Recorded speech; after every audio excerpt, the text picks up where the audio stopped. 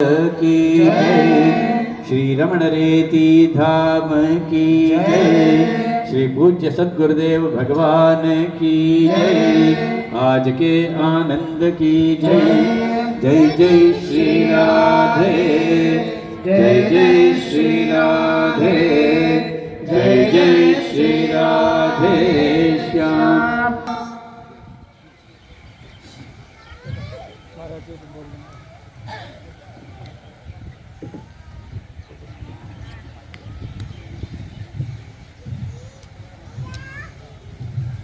नारायण नारायण नारायण नारायण।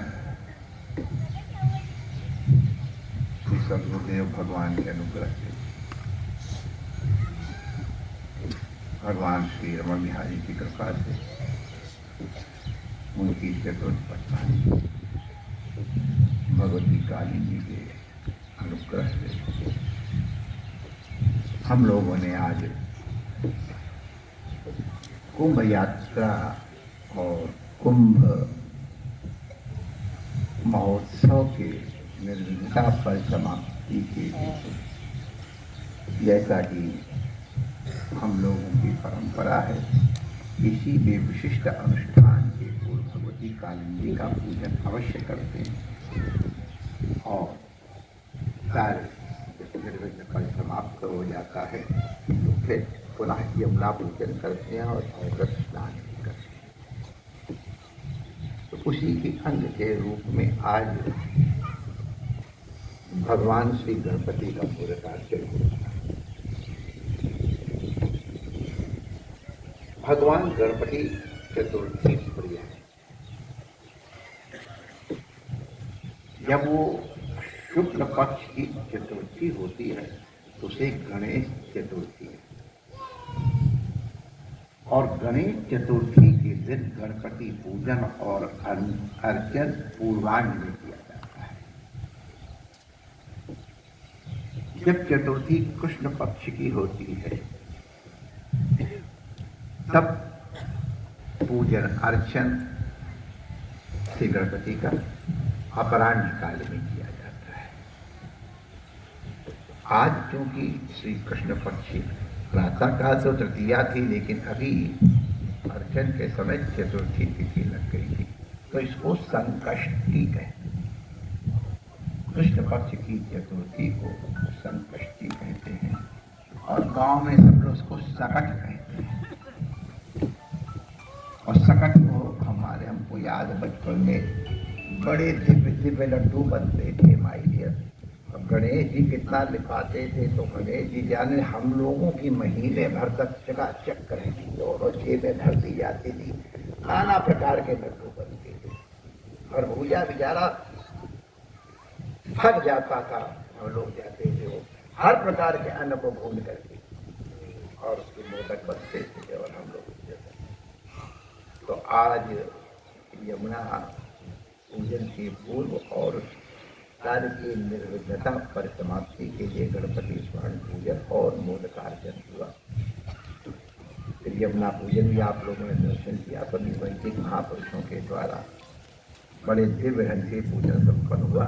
बाद में चारों वेद के मंत्र बोले गए, उपनिषद मंत्र बोले गए, पौराणिक मंत्र भी उच्चारण हुआ और व्याकरण शास्त्र इन सबका हम लोगों ने स्मरण किया भगवती पूजन के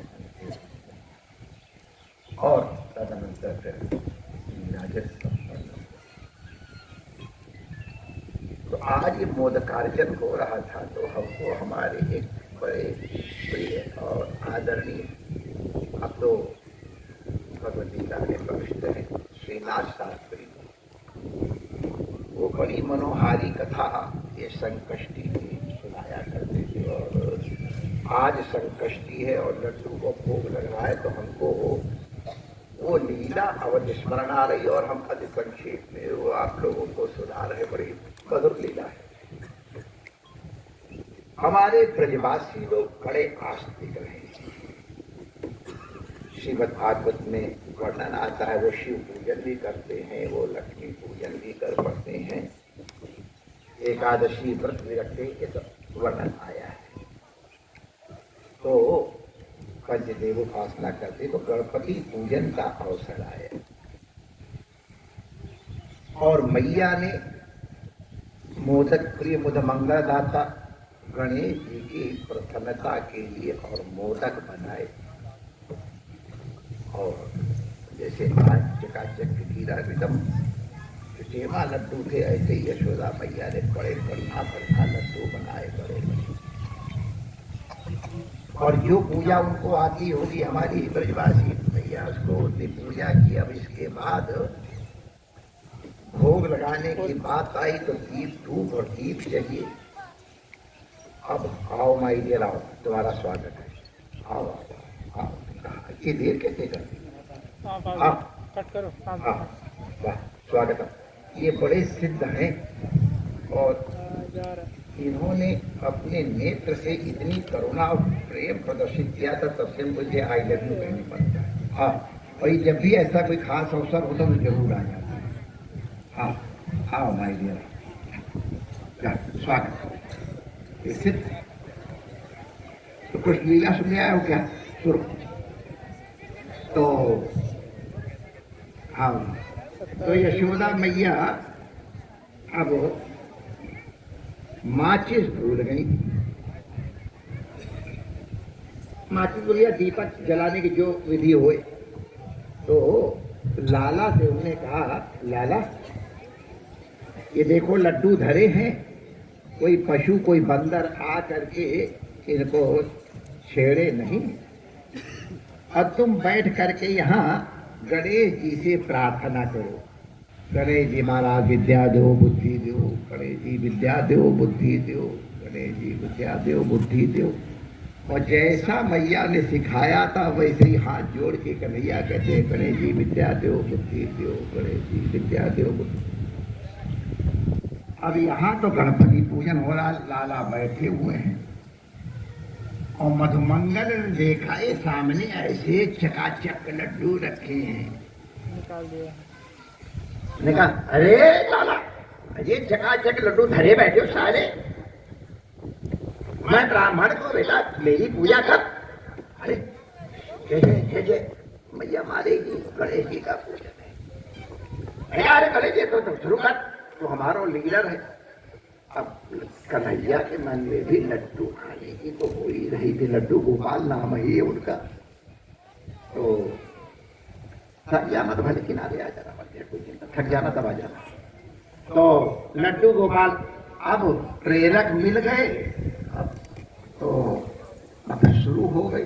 लड्डू तो भैया ने बहुत बनाए थे, भैया ने थोड़ा बनाना तो आता ही नहीं, उनका हाथ छोटा था ही, लेकिन उतने लड्डू सखा इतनी मात्रा में तो माई ये थोड़े देर में और झपट्टा मार मार करके लीजो दीजो करके पूरा हाथ जा। आज जब लड्डू हो गया ये भैया तो धीरे धीरे जब धमर धमर चलती भैया एक हमारी है उस नमूने की तो धीरे धीरे चल के आई और तब कन्हैया कहते सारे बार कमाए वो बोए हाथ खाली है नो। तो सखा तो हम एक से ऊपर से मैंने कहा किया तो एक रख दिया गया ऊपर, वही पीला पीला कपड़ा जो रखा रख दिया गया और कन्हैया लड्डू खा करके हाथ धो कर जाती गई, हाथों धोते। तो विद्या दो बुद्धि दो, विद्या दो बुद्धि दो, विद्या दो बुद्धि दो। अब मैया चला कैसो हमारो देखो शुरू कैसे भक्ति भाव से गणेश जी की भक्ति कर रहे है, या जरूर विद्या और बुद्धि मिलेगी। गणपति बाबा या के मतलब पूरी दया का जरूर या विद्या बुद्धि दो। अब पता चलेगा विद्या बुद्धि दो। ओ भैया आई और जैसे ही कि अब दीपक जलाए करके पहले धूप दीप करते दीपक जलाए के और जो नैवेद्य का कपड़ा उठाया माई डियर तो लड्डू तो सबके सब गोविंदाय नमो नमः। अरे क्या हुआ ये दादी देर फूल आने लगा। हाँ अब जो विष्णु सहस्त्र नाम में नाम नहीं है वो नाम मैया ने कन्हैया के जो पेटू है और जो जो माताओं की जो आदत है अब उसके हाथ बांध करके यशोदा मैया जैसे पीटने को तैयार हुई। तो ने कहा पूजा ऐसी कभी तो गणेश जी कहते अरे इनकी कृपा से तो मैं गणेश्वर हूँ, गणनाथ हूँ, सब पूजा मेरी इनकी कृपा से और इन्हीं की पिटाई है रही तो भगवान पड़े। अरे मैया तू काहे को मार रही है? अरे हमने तुम्हारी पूजा पूरी स्वीकार कर ली, सब लड्डू तो हमारे ही हाथ में पेट के आ गए, देख लो। अरे अब तक तो मैंने काउंसला करेगी तो ना देखो आ जाएगा लाला। अरे वाह वाह वाह वाह वाह, अरे भैया रामा तेरो लाला तो अब यशोदा भैया पर भूल गई लड्डू वड्डू कहाँ गए। जय गणपति माँ। अरे बाबा हमारे लाला बुद्धि दो, बुद्धा दो, या के बुद्धि दो और मनुष्य आए बहुत दिलाती हो, जल्दी जल्दी बस। तो इस तरह से ये गणपति अर्चनों जब लड्डू चढ़ रहे थे तो हमको अपने कन्हैया याद आ रहे, विद्या दो बुद्धि दो, विद्या दो लड्डू। तो भाई ये कपोल कल्पित कथा मत मानना। परम पूज्य स्वामी अखंडानंद जी महाराज श्रीवृंदावन धाम वाले अपन को तो भागवत विग्रह ही कहो और क्या कहें उनको। हम इतने फिर महापुरुष इतने नम्र और मैंने हमको उनके शास्त्र का ज्ञान बड़े निकट से जानते हैं। तो कोई इसी तरह की कोई चर्चा चली थी तो एक महापुरुष, उनका नाम मैं नहीं लेना चाहता हूँ, तो उन्होंने कुछ इस तरह की बात कह दी कि मतलब व्यास लोग जो कथा लिखी है वो भी कर देते और कुछ नहीं भी है वो भी अपने मन से बना के कह देते। स्वामी अखंडानंद जी बहुत गंभीर महात्मा थे, उस समय कुछ नहीं बोले और फिर टहलते हुए जहाँ वो महात्मा थे वहाँ पर गए और तब उन्होंने कहा देखो स्वामी जी, हरि जैसे अनंत हैं वैसे उनकी लीलाएं भी अनंत हैं। अनंत कोटि कल्पांतरों से भगवान की नाना युगों में लीलाएं हुई हैं। उन लीलाओं में तुम कितनी भी कल्पना से परे कल्पना करो, कभी न कभी वो घटना अवश्य हुई है। कभी भगवान की कोई लीला कथावाचक कर रहे हो में संदेह मत करना, क्योंकि किसी न किसी कल्प में वो लीला अवश्य हुई है और तभी उनके मस्तिष्क में आई है। तो आज मोदकार्चन के समय गणेश जी का तो अर्चन अब कर ही रहे थे अपना, अब क्या किया जाए, तो मन तो वहीं जाएगा जहाँ क्या करें। हमारे पूरब में कहा छूट घोड़ी भुसौरे ठाड़, उसका मतलब कि अगर घोड़ी को छोड़ दिए तो जहाँ उसका चारा होता वहीं पहुंच जाती है। तो उसी तरह हम लोग कभी और समय हमको तो अपना लाला ही याद आते हैं, तो गणपति पूजा के समय भी हमको लाला याद आए। और ये मोदकार्चन की लीला वो जो शास्त्री जी ने जो हमको सुनाई वो हमने आप लोगों के साथ शेयर की। जरूर किसी न किसी कल्प में अवश्य ये लीला हुई है, वो जो स्वामी जी के वचन माने।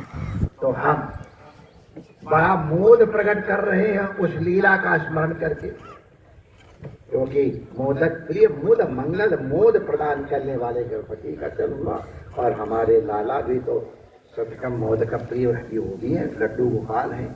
तो आज दोनों का एक ही रूप है, वस्तुता है वही गणपति जी बन जाते हैं, वही शिव बन जाते हैं, लाला तो वही है और सबके सब पूजा भी करते हैं और लाला तो सबकी पूजा करवाते भी हैं, स्वीकार भी करते हैं। तो हम हर रूप में देखा है ना कि आकाश से पानी गिरा तो उसकी एक गति है, वो समुद्र में जाएगा और कोई गति नहीं है। चाहे नदी में गिरे तो, पहाड़ गया बर्फ बना जम गया तो, किसी खेत में गिरा अन्न बन करके तो, किसी भी तरह से आकाश से गिरा हुआ जल की अंतिम गति समुद्र ही है। आकाशात पतितम तोयम यथा गच्छति सागरम सर्वदेव नमस्काराः केशवम प्रतिगच्छति।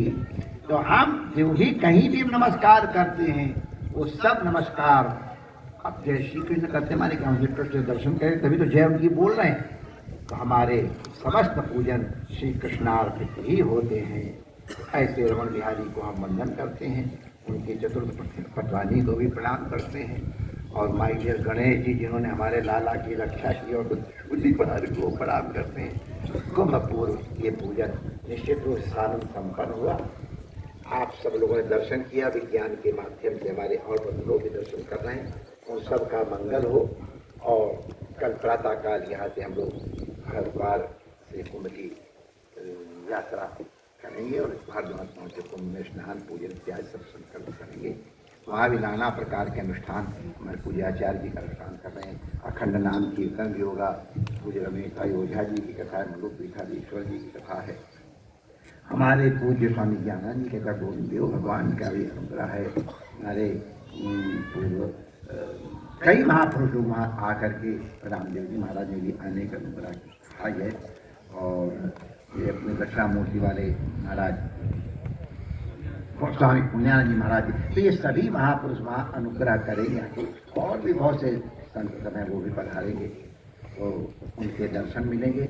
देखो जैसा कल मैंने कहा था, आज पुनः कह देता हूँ, जैसी सरकार की व्यवस्था और मर्यादा हो उसका पालन करते हुए, और आप लोग उनका इस प्रकार से जितने दिन का जितने घंटे का हम लोग ले पाएँ तो लें, और नहीं तो विज्ञान के माध्यम से हमारे मित्रों ने कहा है कि हम ये सब पूरा प्रसारण करेंगे, तो उसका आप माध्यम से एक आनंद ले सकते हैं।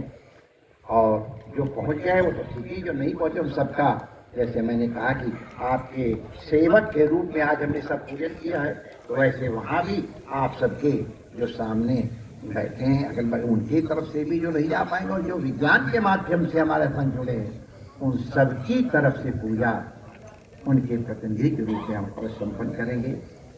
परमात्मा सबका मंगल करे। जय श्री कृष्ण।